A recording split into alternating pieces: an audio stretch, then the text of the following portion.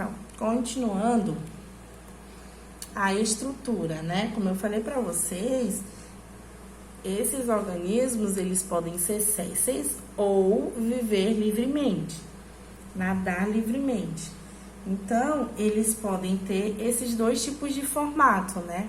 Pólipo e medusa. A medusa é o que vai poder viver livremente e o pólipo é o que vai ser séssil, certo? Então, o que é que a gente pode observar aqui nesses organismos? Que eles vão ter uma epiderme, a epiderme é tecido de revestimento, certo? Vão possuir tentáculos, esses tentáculos eles se movimentam, principalmente aqui na medusa, ele vai estar relacionado com a função dela de nadar livremente, né?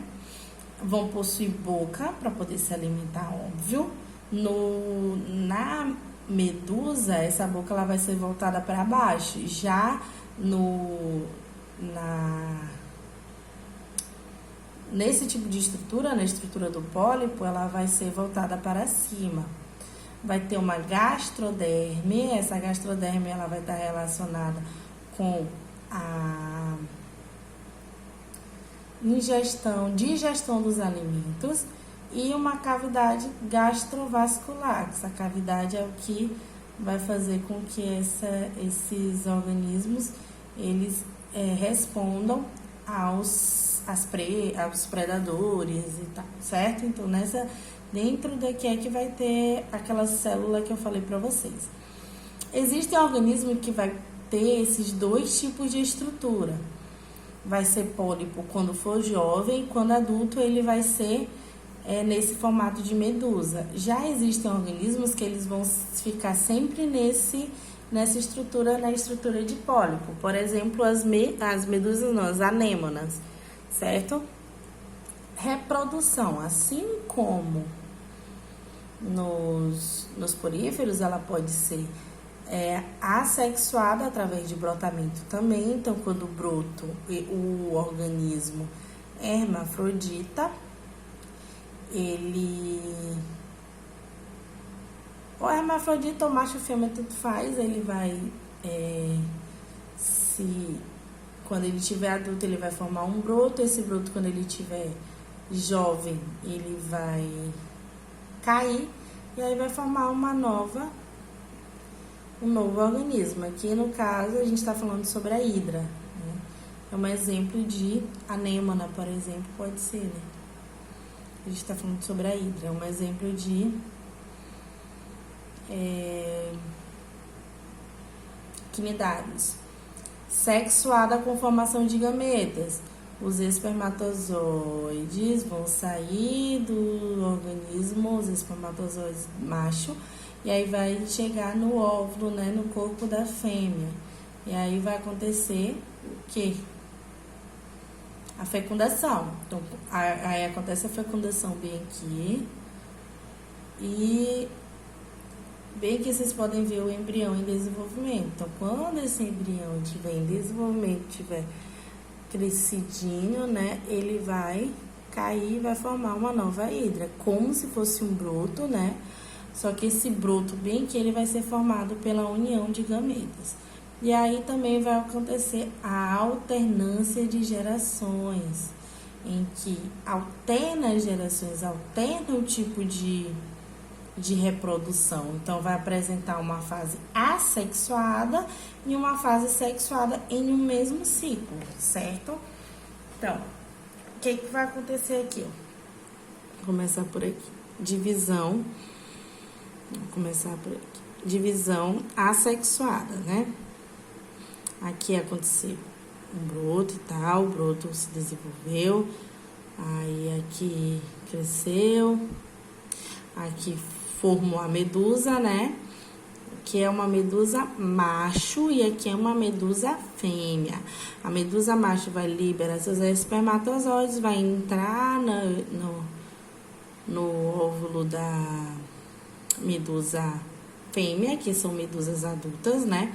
E aí essas medusas, e aí quando esse espermatozoide entrar no óvulo feminino, ele vai dar origem ao zigoto, e aqui esse zigoto ele vai ser liberado na água e aí ele vai começar a acontecer as divisões celulares. E essas divisões celulares vão dar origem, não vai dar origem a uma medusa, vai dar origem a um pólipo. E aí esse pólipo ele vai se desenvolver, vai crescer, aí vai se formar, vai acontecer uma divisão assexuada, né? Então, vai se separar aqui, ó, a medusa do pólipo. E aí vai acontecer tudo de novo, certo? Então, existem esses 3 tipos de reprodução. Eu também esqueci de falar para vocês, mas eu vou falar agora.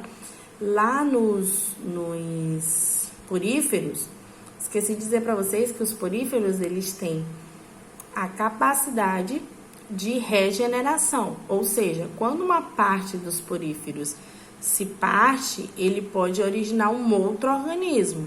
Então, a gente pode falar que é como se fosse um tipo de reprodução, né? Não de reprodução, mas uma forma de dar origem a outro organismo. Então, quando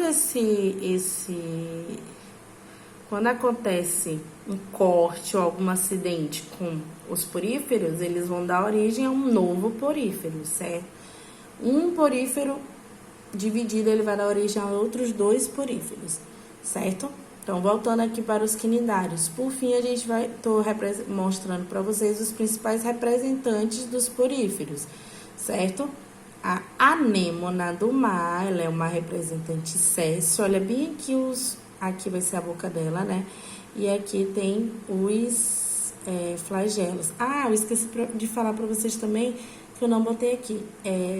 Como que acontece a alimentação desses organismos, né? Como que esses organismos, eles se alimentam? Eles vão se alimentar de pequenos outros organismos, assim como os poríferos. Vão se alimentar de pequenos peixes, pode ser também. Vão se alimentar de organismos pequenos, né? E restos de organismo também. Então, eles vão se alimentar pela boca. Na gastroderme vai acontecer a digestão, certo? E vocês estão vendo que esses organismos, eles vão ter o sistema digestório incompleto, ou seja, vai ter boca, porém não vai ter ânus. Então, por onde que vai ser liberado as excreções? Vai ser liberado pela boca. Então, ele vai se alimentar, o alimento vai entrar, né? Vai acontecer a digestão e vai ser liberado. Não botei aqui também pra vocês, também não tem, né? Mas depois eu posso mostrar pra vocês uma imagem, né? Dentro daqui dessa região aqui é que vai ter o quinidócito, certo? E aí esse quinidócito, ele vai ter uma estrutura. Peraí. Eu tentei aqui achar uma imagem, só que eu tô sem internet, gente, felizmente. Mas depois eu posso mandar pra vocês no grupo do quinidócito. Então, como que esse quinidócito ele vai reagir, né? Ele vai acontecer. Aqui dentro, ele vai estar aqui dentro, né? E aí, ele vai liberar um fio como se fosse um flagelo. E aí, esse flagelo, ele vai estar com uma carga elétrica, né? E essa carga elétrica é que vai fazer com que os organismos, suas presas,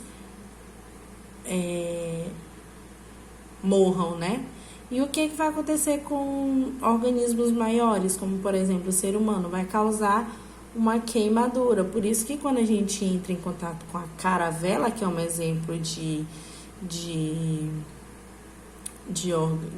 quinidário, esqueci bem aqui, ó, quando a gente entra em contato com a caravela, o que acontece com a gente? A gente fica com uma ardência, né? A pele fica queimada, justamente por causa dos quinócitos, né? Que são as células dos quinidários. Aí, aqui na figura 4, a gente pode ver os corais. Então, os corais, para quem não sabe, ele é formado de quinidários. Os corais é uma coisa, recife de corais é outro. O recife de corais é o ambiente. Então, o recife de corais, ele vai ser formado pelos corais, que são quinidários, por peixes, por algas, certo? Os corais são quinidários. E bem aqui a gente vê uma água-viva. Prestem atenção na diferença entre água-viva e caravela. O que a gente encontra aqui nas praias são caravelas. Caravela portuguesa, certo? Vou mandar para vocês uma atividade, espero que vocês respondam. Beijo, uma ótima semana.